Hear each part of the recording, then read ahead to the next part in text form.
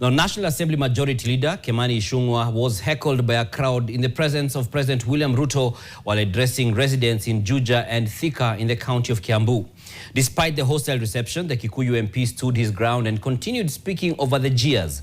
The incident comes even as the president maintained his combative stance against the opposition during the event. Margaret Kimathi has that story. What began as a warm reception for President William Ruto and his entourage quickly turned sour for National Assembly Majority Leader Kimani Ichung'wah. The head of state had earlier inspected the Nyashaba affordable housing project site in Juja, Kiambu County, before proceeding to address the crowd. Kiambu hoye! After Kiambu woman representative Anne Wamuratha addressed the gathering, the president introduced National Assembly Majority Leader Kimani Ichung'wah. As soon as he began speaking, sections of the crowd started loudly heckling him, repeatedly interrupting his speech. Mheshimiwa Kimani Ichung'wah, mbunge wetu wa Kikuyu na leader wa majority, simama. Mheshimiwa Rais, watu wa Juja hoye! Despite the hostile rejection, the Kikuyu MP stood his ground and continued addressing the audience, speaking over the jeers. Mheshimiwa Rais, mimi nataka nikushukuru sababu ya ile kazi unafanya hapa Juja.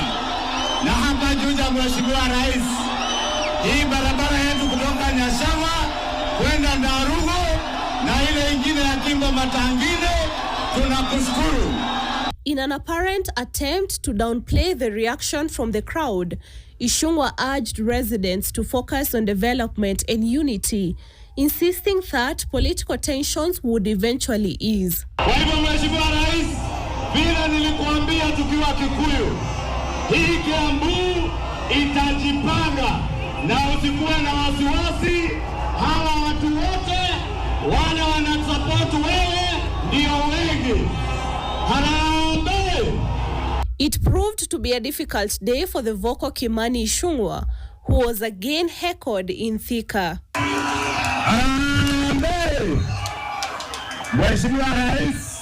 Even Thika Town Member of Parliament Alice Ng'ang'a faced heckling from her own constituents.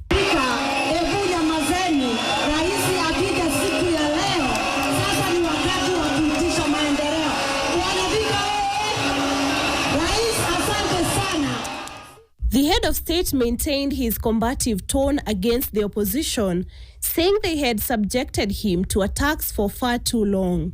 Si wale watu ni wezi. Shamba ya Ruaraka nani aliiba ya watoto wa shule ya Ruaraka? Si ni wao ndio wameiba?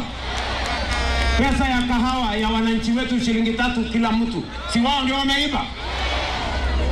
Shamba ya NYS iko hapa Yata. Nani ameiba? Si wao ndio wameiba? So mimi nawaambia nyinyi, usiongee kitu hamjui. Mimi nitawazamisha asubuhi na mapema. Mkienda hiyo barabara nitawazamisha asubuhi na mapema. Wakora wengine wapande ya Wamojoro, bahali mimi mwenyewe nimetoka. Mimi nilisema sitafuata wajinga, watu ambao hawana mwelekeo. Wale wajamaa wametoka pale kwetu Madera, tunawapea notice. Muache kutusi rais. Nyinyi ni rika yetu, tutadili na nyinyi. Rais, nimetuma kuna baba mmoja kutoka Maragwa, kuna mtu aliweka mtoto wake mimba na akaua. Kama serikali yako inapigana na gender-based violence, weka yeye ndani. Hii kelele kidogo tunazoea. Hii kelele tunazoea. Thank you. The incident comes against the backdrop of growing political tensions in Kiambu County, where rivalry among local leaders has increasingly played out in public forums. Margaret Kimathi, NTV. Quite the day in politics there as we see the political battles continuing in the county of Kiambu. And again, we see the president making accusations and allegations of theft, corruption by some of the leaders in opposition, which I could bet you will check online soon, there'll be questions of why not just have them face the law, considering he's the president if he has that information.